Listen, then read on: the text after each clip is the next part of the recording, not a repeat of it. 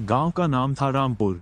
गांव के पास एक जंगल था जिसमें एक पुराना महल था, जिसमें गांव का एक आदमी काले जादू सीख कर रहता था, जिसका नाम काला कूप था। गांव के लोग उसकी काली शक्तियों के चलते बहुत डरते थे।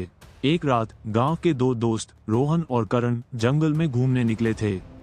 तभी उनको काला कूप दिखाई दिया जो उनकी तरफ बढ़ रहा था। काला कूप आया और बोला, तुम दोनों मेरे महल चलो।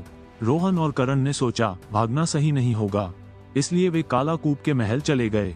काला कूप का महल एक पुराना और डरावना महल था, जिसकी दीवारें काली और झुर्रियों वाली थी। अंदर जाने पर उन्हें एक अजीब सा कमरा दिखाई दिया जिसमें कई अजीब चित्र और मूर्तियां रखी हुई थी।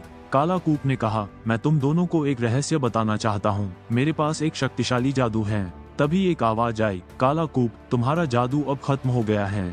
वो आवाज एक छोटी सी लड़की की थी जो एक काली पोशाक में खड़ी थी और उसकी आंखें चमक रही थी। लड़की ने कहा, मैं काला कूप की बहन हूँ, लेकिन मैंने उसके जादू को तोड़ दिया है क्योंकि वो इसका दुरुपयोग कर रहा था।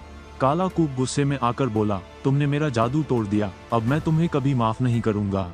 लड़की ने रोहन और करण से कहा, तुम दोनों मेरी मदद करो, काला कूप को रोकना होगा। रोहन और करण ने लड़की की मदद करने का फैसला किया और तीनों ने मिलकर एक योजना बनाई ताकि वो काला कूप को रोक सके। लड़की ने बताया, काला कूप का जादू एक पुराने पेड़ में है जो जंगल के बीच में है। तीनों जंगल में पहुंचे और पेड़ को खोजने लगे, लेकिन काला कूप भी उनके पीछे आ गया था। काला कूप ने कहा, अब तुम तीनों मेरे जादू के शिकार होंगे। तभी लड़की ने एक अजीब सा मंत्र पढ़ा और पेड़ के नीचे एक बड़ा पत्थर उभर आया। तीनों पत्थर पर चढ़े, चढ़ते ही एक दरवाजा खुल गया जिसके पीछे एक गुप्त कमरा था। कमरे में एक बड़ा सा शीशा रखा था जिसमें काला कूप का जादू भरा था। लड़की ने कहा, ये शीशा तोड़ने से काला कूप का जादू हमेशा के लिए खत्म हो जाएगा।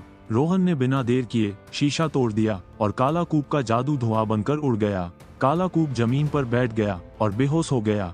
तभी लड़की मुस्कुराते हुए बोली, अब गांव सुरक्षित हो गया। और तीनों गांव लौट गए।